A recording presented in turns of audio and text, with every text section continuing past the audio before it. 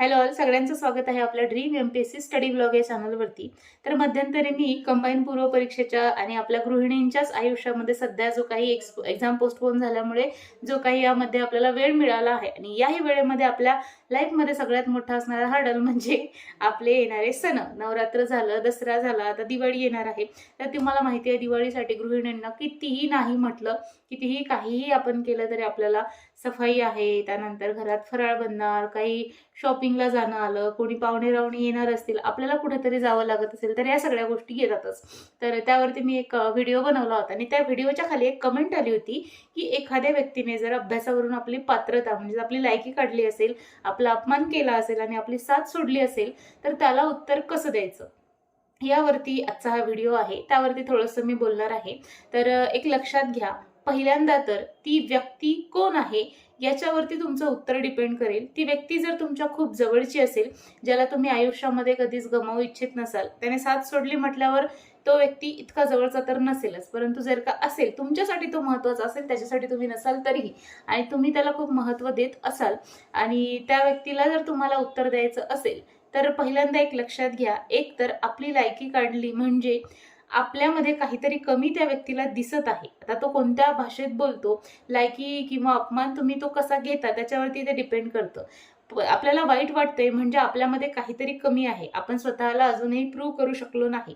आता एखादी exam pass करणे, त्याच्यावरती रिप्लाय म्हणून कमेंट सुद्धा आहे की तुम्ही एक्झाम पास करा आणि त्याला उत्तर द्या. तर एक लक्षात घ्या, ती व्यक्ती किती महत्त्वाची आहे ना, त्याच्यावरती तुमचं उत्तर डिपेंड असलं पाहिजे. तुम्ही त्याला एक्झाम पास करून उत्तर देणं म्हणजे त्याच्यासाठी तुम्ही अभ्यास करताय का? तुम्ही तो अभ्यास स्वतःसाठी केला पाहिजे. तुम्ही तुमच्या आयुष्यामध्ये जे काही करत असाल ते स्वतःसाठी करा, स्वतःच्या आनंदासाठी करा, आणि तेव्हाच तुम्हाला त्या गोष्टीतून यशही मिळेल, आनंदही मिळेल. नाही यश मिळालं ना तरी एक कॉन्फिडन्स राहील की मी माझ्यासाठी जगले आणि मी माझ्यासाठी जे करायचं होतं ते 100% केलेलं आहे. त्यामुळे आता पुढची व्यक्ती काय म्हणते, एक व्यक्तीने अशा 1000 व्यक्ती जरी आल्या ज्या आपल्याला काहीतरी असे टोमणे मारत असतील, बरेच जण आता माझ्याही आयुष्यात असतातच किंवा तुमच्याही आयुष्यात असतीलच, कोणीतरी कसं मिश्किलपणे आपल्याला बोलून जातं, कोणीतरी खरोखर बोलतं, कोणाला काळजी असते म्हणून बोलतं. तर असे वेगवेगळे प्रकार असतात लायकी काढण्याचे. ते सगळ्या लायकीतच येतं, परंतु आपण त्याला कसं डील करतो, आपण त्या गोष्टीला किती पॉझिटिव्हली घेतो आणि त्यानंतर आपल्यामध्ये काय बदल करतो हे खूप महत्त्वाचं आहे. जर समोरची व्यक्ती आपली साथ सोडत असेल, मग आता जर ती इतकी महत्त्वाची व्यक्ती असेल, साथ सोडत असेल, तर तुम्ही त्याला सांगा, नाही बाबा माझी अभ्यास करायची लायकी नाही, मी ते सगळं सोडून देते आणि मी तुझ्यासोबत राहते, असं सांगा. किंवा जर तुम्ही स्वतः इम्पॉर्टंट असाल आणि ती व्यक्ती जर तुमचा अपमान करत असेल, तर त्या व्यक्तीच्या कशाला नादी लागताय?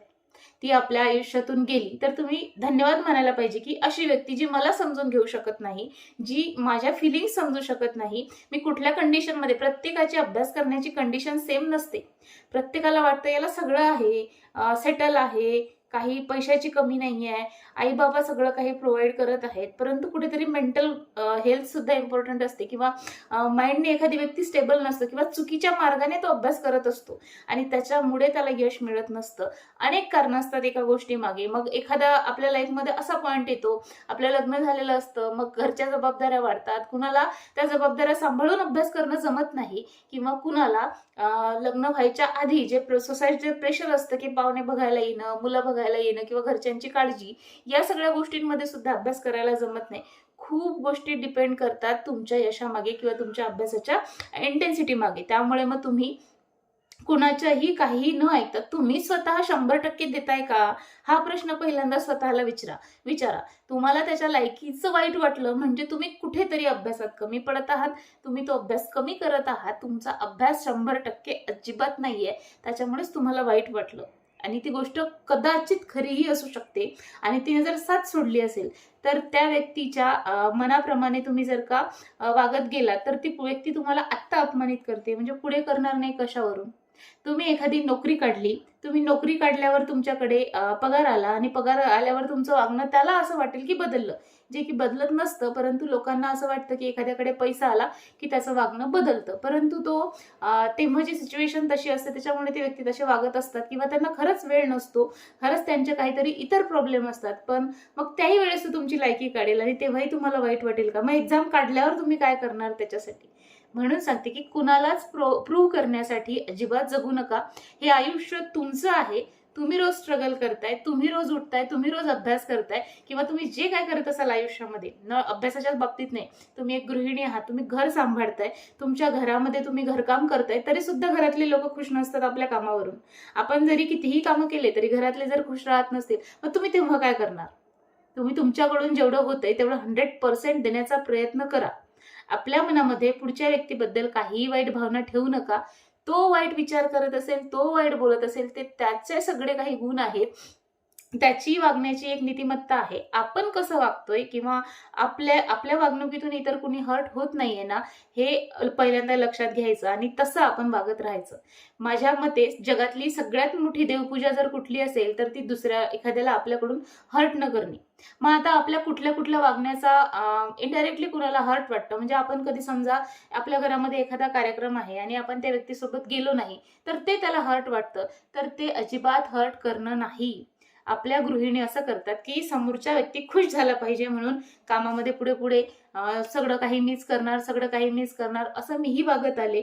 असं आता आणखी अनेक जणी वागत असतील. नवीन नवीन लग्न झाल्यावर तर बऱ्याचशा मुली असं वागतात. तर यामुळे काय होतं, समोरच्याच्या अपेक्षा वाढतात आणि मग आपण जर त्या गोष्टी कंप्लीट करू शकलो नाही पुढे चालून, कारण एक माणूस स्वभाव आहे, एखादी गोष्ट आपण खूप काळ रिटर्न नाही करू शकत, ती गोष्ट नाही करू शकत, मग तेव्हा जर आपण तसं नाही वागलो तर मग पुढचा व्यक्ती हर्ट होतो आणि मग त्याने आपल्याला तिथे काहीतरी बोललं तर मग आपल्यालाही वाईट वाटतं. त्यामुळे पहिल्यांदा आपला जो मूळ स्वभाव आहे तसं वागायचं, नाटकी वागायचं नाही. आपले 100% प्रयत्न करायचे आणि ते स्वतःसाठी करायचे, हे खूप महत्वाचं आहे. कुणाला तरी काहीतरी वाटतं म्हणून तुम्ही अभ्यास करताय का? तुम्हाला करायचं आहे म्हणून करताय? त्याला तुमची लायकी दिसली पाहिजे म्हणून तुम्ही अभ्यास करताय का? त्याने तुमचा अपमान केला नाही पाहिजे म्हणून अभ्यास करताय का? ह्या सगळ्या गोष्टी आयुष्यात ऑटोमॅटिकली होतील ना तुम्ही यशस्वी झाल्यावर.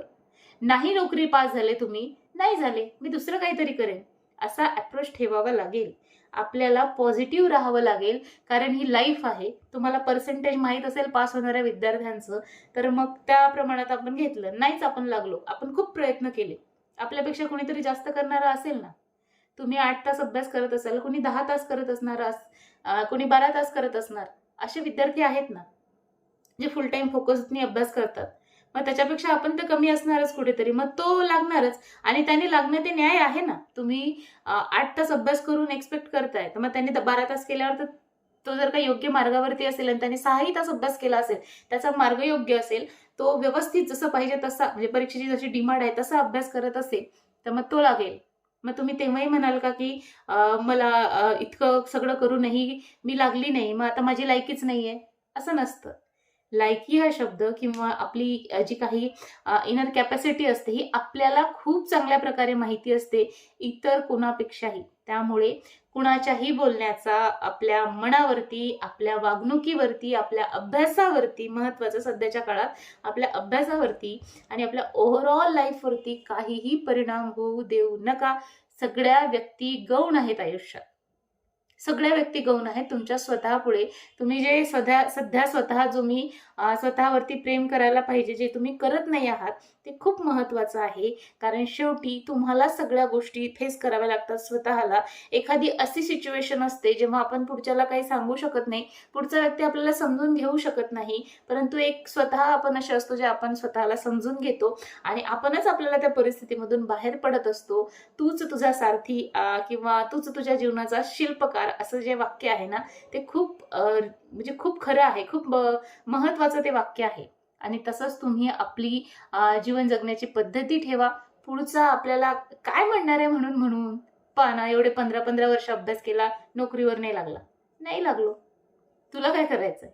तू देणार आहेस पैसे? नाही देणार कोणी. आणि एखाद्या नोकरीवरही लागला तरीही लोक लायकी काढतात. लकीली लागला, रिझर्वेशन होतं म्हणून लागला, महिला होती म्हणून लागली, असेही लोक आहेत. काही लकीली लागतही असतील, पण लकीली हे एक्झाम पास होते का? इथे मेहनत खूप गरजेची आहे आणि ती योग्य मार्गाने होणे खूप गरजेचं आहे. त्यामुळे लोक 1000 गोष्टी बोलतील, तुम्ही यशस्वी झाल्यावर सुद्धा बोलतील आणि आता तुम्ही यशस्वी नाही आहात तरीही बोलतील. माझ्या आयुष्यामध्ये आता जवळपास बराचसा ड्युरेशन गेलाय जेव्हापासून तयारी सुरू आहे. अनेक लोक भेटले बोलणारे, कोणी काय, पण तरीही माझा अभ्यास सुरू आहे.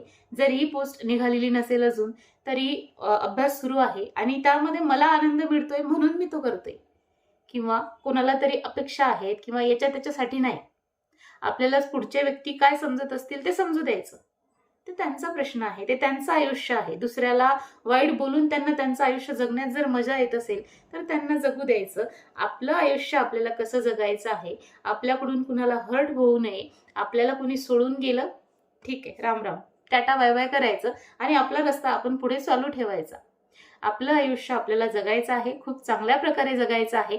आता तुम्हाला माहिती असेल ॲव्हरेज ड्युरेशन लाईफ एक्सपेक्टन्सी काय झालेली आहे इंडियामध्ये, जवळपास 70 वर्ष. म्हणजे सरासरी जर पाहिलं तर आयुर्मान आपलं 70 वर्ष झालेलं आहे.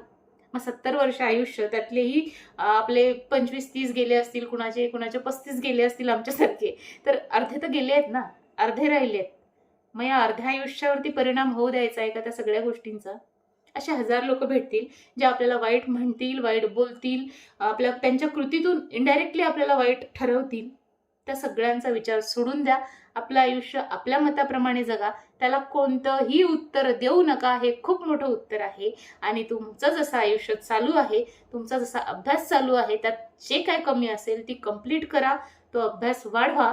आपल्या अभ्यासाची गुणवत्ता वाढवा. काय चुकतंय माझं का, माझे पेपर सॉल्व्ह होत आहेत का जुने, हे एक चांगला आपल्याला काय म्हणता येईल, कॅल्क्युलेट करता येईल याच्यावरून की आपला अभ्यास योग्य ट्रॅकवरती आहे की नाही. तर याच्यातून ते तुम्हाला उत्तर मिळेल. किंवा तुम्ही एक्झाम जरी पास नाही झाले तर तुमच्याकडे ते गिल्ट नाही राहणार की अरे मी तेव्हा नाही केलं 100%. त्याच्यामुळे स्वतःसाठी जगा. हा गिल्ट आयुष्यात पुढे कधी येऊ नये त्यासाठी आत्ता जी घडी तुमच्या हातात आहे ते कृतीमध्ये घालवा. नक्की विचार करण्यात, नक्की पुढच्यांना उत्तरं देण्यात, नक्की कोणाला आपल्या स्वतःला प्रूव्ह करण्यात. कारण शेवटी कितीही काही केलं तरी तुम्ही कुणाच्याही नजरेत चांगले होऊ शकत नाही. प्रत्येकाला आपल्यामध्ये काही ना काही गुणदोष दिसतील आणि ते प्रत्येक व्यक्तीमध्येच असतात. आपल्यात 1 असतील त्याच्यात 2 असतील, किंवा आपल्यात 2 असतील त्याच्यात 1 असतील, काही असू शकतं. त्यामुळे या सगळ्या गोष्टींचा विचार सोडा. आपल्या अभ्यासावरती कॉन्सन्ट्रेट करा. हा वेळ जो आहे मिळालेला 30-32 दिवस, आता 30च दिवस राहिलेत, खूप क्रुशियल आहेत आपल्या एक्झामच्या दृष्टीने. अशा अनेक दिवाळ्या येतील, असे अनेक दसरे गेलेत म्हणा येतील, खूप सण येतील. त्या सणांच्या मध्ये आपला अभ्यास तिथे दूर जाणार नाही याची काळजी घ्या. अभ्यास चांगला होईल याची काळजी घ्या. पॉझिटिव्ह अप्रोच ठेवा आणि पॉझिटिव्ह अप्रोचने कुठल्याही परिस्थितीला आयुष्यातल्या सामोरं जा. तुम्हाला नक्की यश मिळेल. क्षेत्र मग ते कुठलंही असो, त्यामध्ये कधीही स्वतःला कमी समजायचं नाही.